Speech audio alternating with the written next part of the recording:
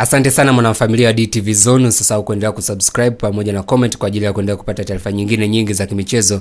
Asante. Bwana, siku hii ya leo natamani tumwangazie mmoja kati ya wachezaji bora wakati huu ndani ya kikosi cha Wekundu wa Msimbazi Simba, ambaye kwa wakati kadri siku zinavyozidi kwenda anazidi kutengeneza ufalme wake mdogo mdogo, na wana Simba anazidi kumpenda ama kuelewa uwezo wake ule ambao alikuwa naye. Si mwingine bali ni Elie Mpanzu, mmoja kati ya wachezaji bora kwa wakati huu ndani ya Wekundu wa Msimbazi Simba. Sasa hapo mwanzoni wakati Simba inamsajili Elie Mpanzu, wapo wengi ambao walikuwa na beza usajili wake. Kumbuke kwamba Elie Mpanzu alisajiliwa katika dirisha dogo la usajili, huku akiwa kwa muda kidogo alikuwa hajapata timu ya kuichezea, kwa hiyo hakuwa na kasi ambayo sasa hivi watu wengi wanaiona, na hapa unaambiwa tu ni robo ya uwezo wake ambao anaweza kafanya akiwa katika kiwango chake bora. Hasa hapo awali zikuwepo taarifa nyingi, namna watu wakansema huyu Garasha sijui mambo yameenda yamerudi, lakini kadri siku ambazo zinazidi kwenda taratibu mchango wake lakini pia nguvu yake inazidi kuonekana katika kikosi cha Wekundu wa Msimbazi Simba. Na mwalimu Fadlu tuliona hapo mwanzoni alikuwa ampi dakika za kutosha kwa sababu hakuwa na match fitness kwa muda mrefu, lakini tukaona kadri siku zinazidi kwenda akaja kumuingiza kwenye mfumo taratibu, na hatimaye sasa hivi ni mmoja kati ya wachezaji ambao pangua kocha Fadlu ataanza nao ili tu kuhakikisha kwamba timu yake inapata matokeo chanya kutokana na aina ya uwezo alionao, uwezo wa ya kupiga chenga, uwezo wa kukimbia, uwezo wa kufanya maamuzi mepesi na kusaidia timu kupata matokeo ambayo ni chanya. Kwa hiyo kwa mantiki inampa kasi zaidi ya yeye kuendelea kupendwa na mashabiki wa Wekundu wa Msimbazi Simba, lakini pia kuisaidia klabu kupata matokeo na kwenda katika hatua inayofuatia. Mfano tu mzuri juzi kati tuliona katika mchezo dhidi ya Al Masry, moja kati ya maamuzi sahihi aliyofanya na kuitanguliza Simba kuwa na mguu mmoja mbele wa matumaini kuvuka katika hatua inayofuatia kabla hata ya kwenda katika hatua zile za mikwaju ya penalty. Lakini yote hayo yanafanyika katika juhudi binafsi. Hii ni tabia ya Elie Mpanzu, mmoja kati ya wachezaji ambao ni wachezaji wachache sana ambao wana tabia kama hii. Yaani wachezaji wenye tabia ya kufanya mazoezi wakiwa pekee yao, mazoezi binafsi kabla ama inaweza ngasema kabla ya kwenda kwenye program za walimu ambazo wanakuwa wameziandaa kwa ajili ya wachezaji wote.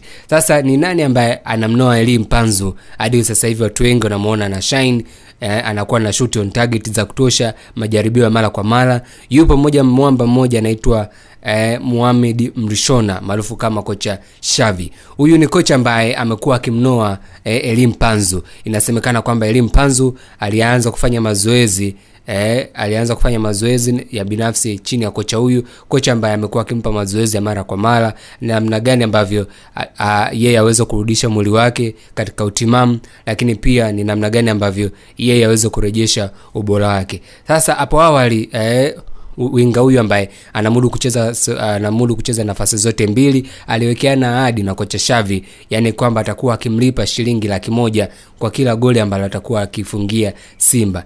Na tunakumbuka kwa mwanzo alianza kwa kusuasua, lakini kadri siku ambazo zinazidi kwenda aliendelea kujifua chini ya jamaa huyo maarufu kama Xavi, na mwisho wa siku mambo yalikuwa mazuri. Mpanzu anafanya mazoezi binafsi chini ya kocha Xavi, na alianza programu hiyo ya kuweka mwili wake mwepesi, na kadri siku zinazozidi kwenda alikuja katika mazoezi ya kulenga mpira golini, jambo ambalo star huyo limeanza kumpa matunda. Hivyo basi hilo ndio maana tunaona hata aina ya goli ambayo alifunga dhidi ya Al Masry ni moja kati ya kitu ambacho tayari ameshakifanyia mazoezi kwenye uwanja wake binafsi wa mazoezi chini ya kocha Xavi. Uwezo wa kushoot kutokea eneo la mbali, lakini pia uwezo wa kulenga goli na moja kati ya vitu ambavyo sasa hivi vinaanza kumpa matunda. Kwa kadri siku zinazozidi kwenda tutarajie kuona mambo mengi ambayo anaweza kufanya. Ni moja kati ya wachezaji ambao watakuwa na shoot power ya kushoot kweli kutoka distance ya mbali, kama ambavyo labda kina Ziziki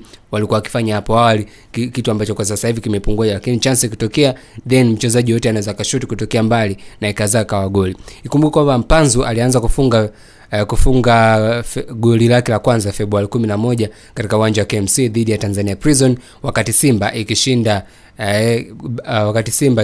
goli 3-0, akiweka bao la pili na kusababisha Simba kupata matokeo ambayo ni chanya.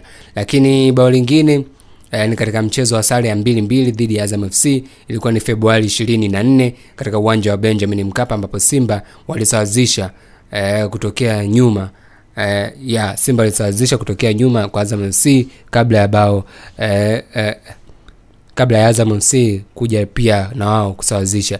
Lakini katika ushindi wa 6-0 mbele ya Dodoma Jiji uliopigwa Machi 14, pia Mpanzu alifanya maajabu yake na kuisaidia timu kupata ushindi wa mabao 6-0. Hivyo basi amekuwa ni moja kati ya wachezaji ambao wanakuwa wanafanya makubwa ndani ya klabu ya Simba, lakini pia amekuwa akifanya vizuri chini ya kocha Xavi ambaye amekuwa akimpa mazoezi ya binafsi, na yeye Mpanzu kulitambua hilo na kuona umuhimu wa mwalimu huyo. Ameona kwa kila mchezo ama kwa kila mechi ambayo atakuwa anacheza na kupata nafasi ya kufunga, basi atakuwa anampa mwalimu huyo shilingi 100,000 kama tu shukrani ya kile ambacho anamfanyia ama kumsaidia kurejesha utimamu wake, ili tu aendelee kuwa moja kati ya wachezaji wenye bora wa hali ya juu. Asante sana kwa kuendelea kuifuatilia DTV Zone. Usisahau kusubscribe, kulike pamoja na comment kwa ajili ya kuendelea kupata taarifa nyingine nyingi za michezo. Asante.